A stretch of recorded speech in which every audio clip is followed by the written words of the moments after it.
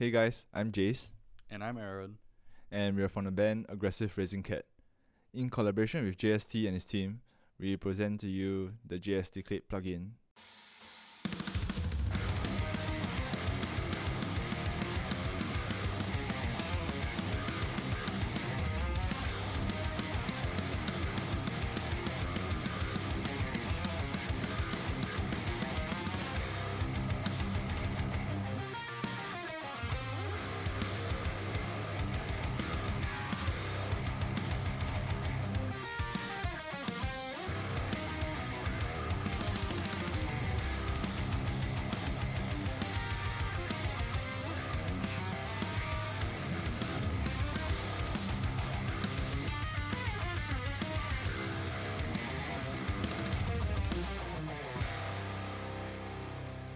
Right, so the JST Clip is a powerful and intuitive pick clipper that easily lets you have control over the dynamics of a mix.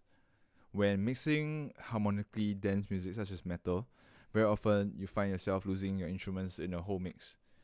And while the first thing that comes to mind is usually just crank up the volume, right? Very often that is the worst thing you can do because there's a lot of things that are already going on, right? And a lot of times, especially with high gain guitars as well as like dynamic instruments such as drums or vocals, really on the verge of picking, and that's where pick clippers or saturators come into play, such as the JST Clip.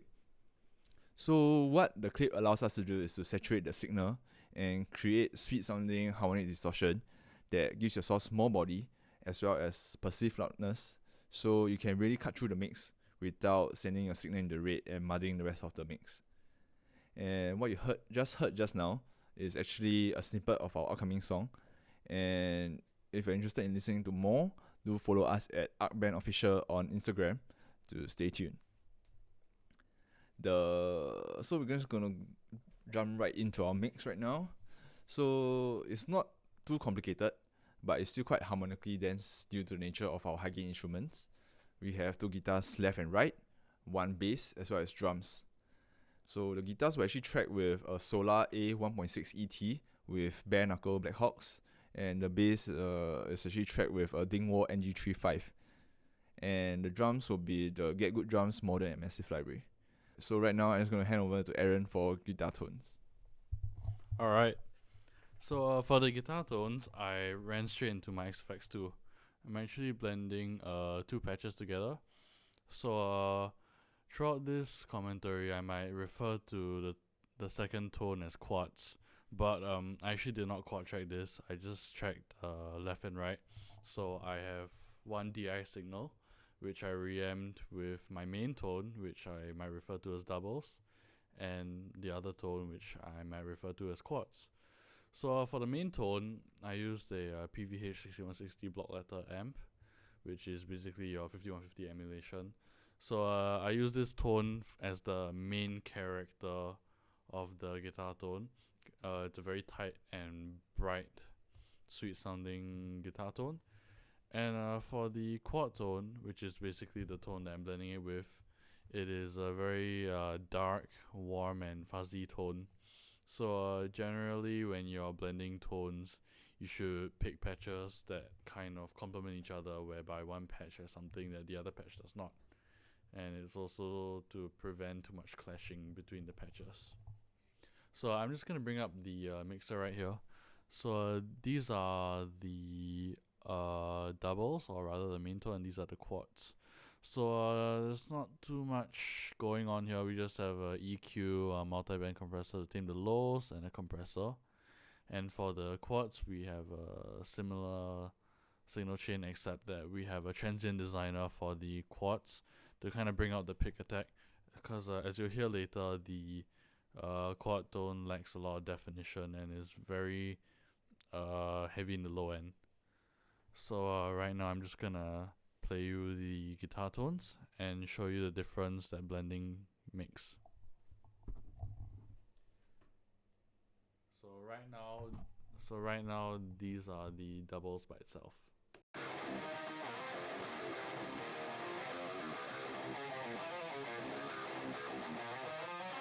And now I will engage the quad tones.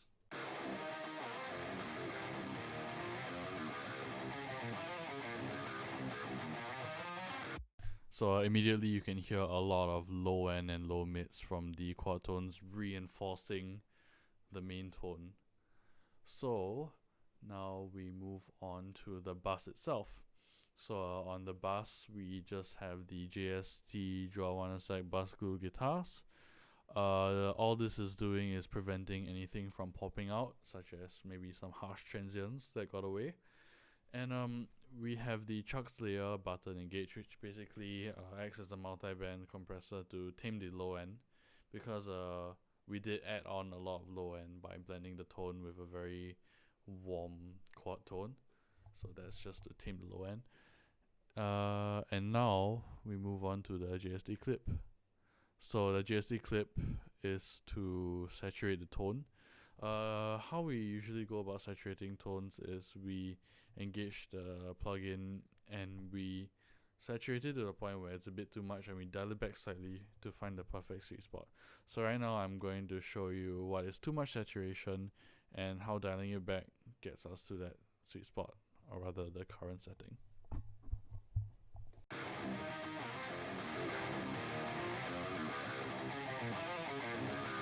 Right, so immediately you hear is a bit it's definitely oversaturated, right? It's very hissy, using a lot, even losing definition, kind of muddy even, right? And now Aaron is just going to demonstrate. Yeah, definitely more fizzy than anything. And Aaron just right now is going to dial it back just to find the sweet spot.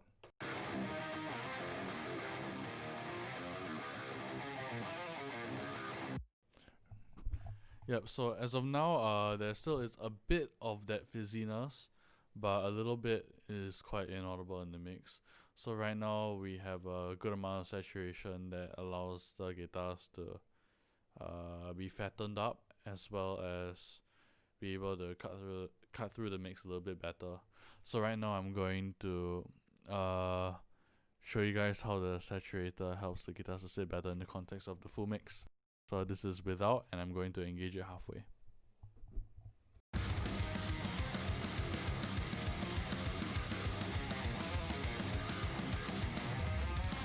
Right, so you can notice that while it's not a very obvious difference, right? It's not like night and day, right? It's a very subtle trait, right?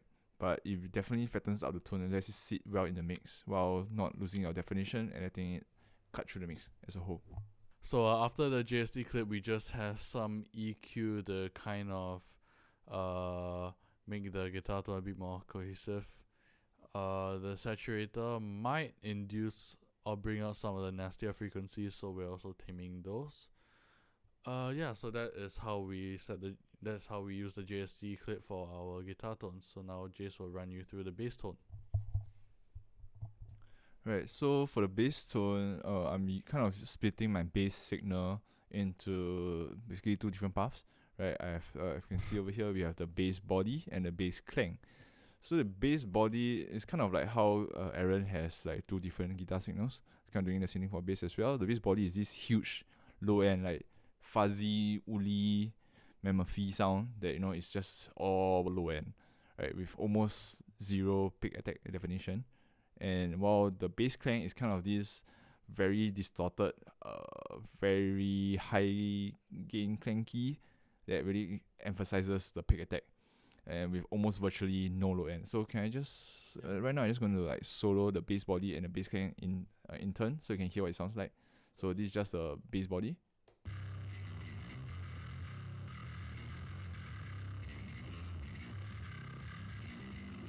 Yeah, so it's just like all woolly mammoth, like no attack at all. And this is the bass clang channel.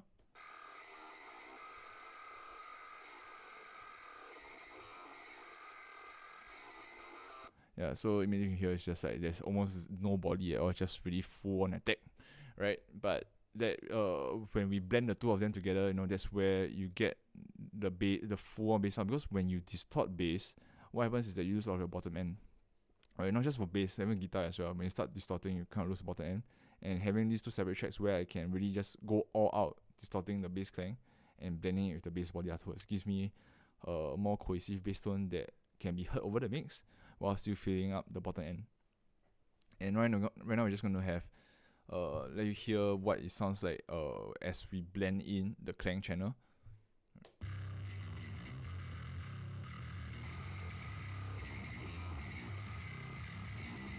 right? So like you immediately get this huge bass tone with the attack at the top end, and this is made cohesive because in the bass bus over here, actually look, we actually have the JS. No, that's the wrong one. That's the wrong one. Right, oops. Right, so in a bass bus over here, so I have a compressor just tightening things up at the very start of the signal chain for the bass bus, but after it's running straight in the JST clip. So when running a JST clip for bass, it's pretty much the same thing as for guitar, where I'm just kind of really cranking it to the point of oversaturation and just like slowly pulling it back until I find the sweet spot. And yeah, so the JST clip, so you just want to hear it with and without the JST clip to have a better idea of what the clip is working.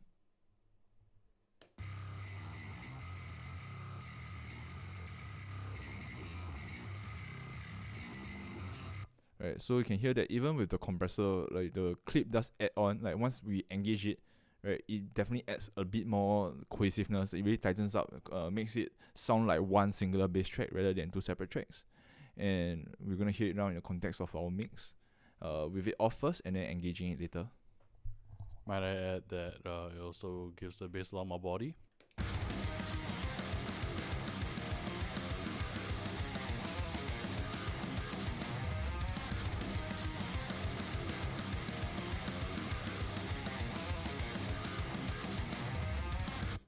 Right, so with the you immediately can hear that there is definitely more body in the bottom end, right? But not being too muddy, letting the bass sit right in the mix, right at the bottom where it needs to be to reinforce the whole band.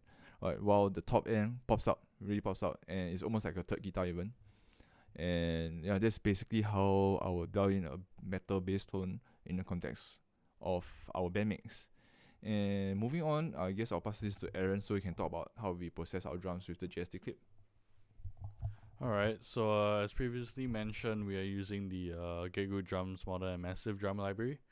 So in terms of drum processing, there's not too much special stuff that's going on. We have the pretty standard processing like a EQ, compressor, maybe a transient designer. I think one notable thing that I'd like to mention is that we are actually parallel processing using the JST Joel Wanasek bus glue for drums. So what this does is actually it helps to glue the drums together, and it also helps to add some attack to the pieces. So unfortunately my computer is not strong enough to handle screen recording and running Contact at the same time. So I actually bounce out the drum audio into a WAV file. But that's alright because I'm using the JST clip on the drum bus itself. So same thing with the other components. We dial it in to the point of oversaturation and then we dial it back slightly. So for drums, the JST clip actually helps to bring out some of the attack and massiveness of the drums. And we can most prominently hear oversaturation and whenever there's a drum hit. So I'm gonna demonstrate it right now.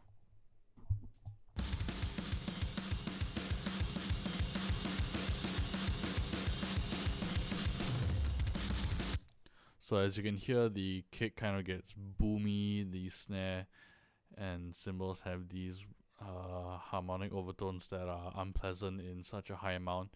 So I'm gonna dial back slightly.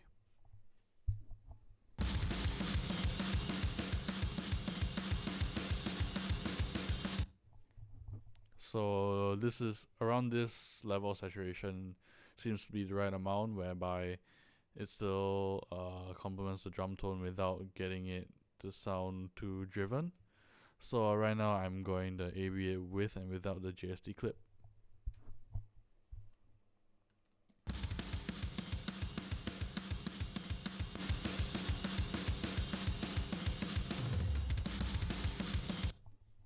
So as you can hear, it brings a lot more life into the drums, and this will be more prominent in the full mix. Like you say that this actually, like, you know, having added body to it, it makes the more than massive even more massive.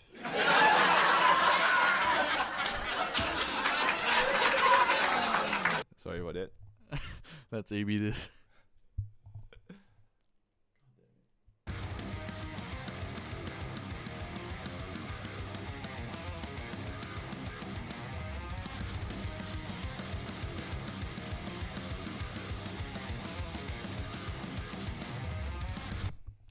So I think so far most prominently the JST Clip has enhanced the drum tone the most. But that does not diminish what it has done to the other pieces, because even though it's subtle, it does add on. So now I will be demonstrating sort of a bonus feature. Bonus. Right, because yeah, you definitely can hear that the drums, everything is really being put in the right place, right? Because the JST clip really just really saturate everything to the point where everything is audible, but not overly much, right? And every instrument has the right place and sits well, and it just complements each other very well. Even though it's just like a very simple one, almost like one knot plug-in. And now Aaron's just gonna do our secret tip for guitars. Alright, so as modern metal guitarists, we usually have a boost in front of our amp to kind of boost the signal. So we use like a overdrive kind of pedal, but unfortunately we boost the signal at the cost of the low end. So what we find is the tone gets tighter and more articulate, but the low end just gets cut out because some boost pedals do have a high pass filter. So the JST clipper, we can actually use this in front of an amp to boost the signal while maintaining the low end. So over here I have dragged my DI to this separate aux channel.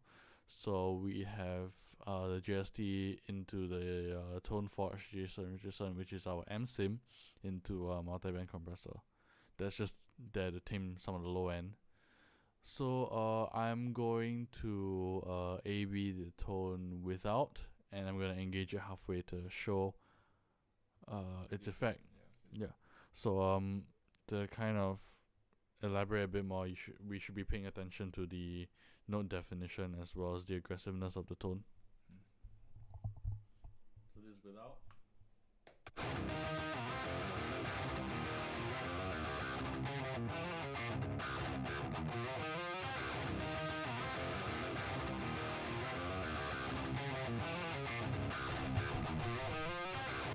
So as you can hear, it adds on a lot of aggression and it adds to the pick attack. Yeah. But at the same time, you're getting a lot more low end coming in, right? The low end that would have been lost in a traditional drive stage, right? And so you get that fuller, like you get, while you still don't lose, the main idea of getting that aggression, that articulation. You don't lose that fatter low end as well. So you get a fuller, more cohesive guitar sound as well. And right now, I think Aaron is just going to demo what the effects the JST clip has on our DI. So this is without. And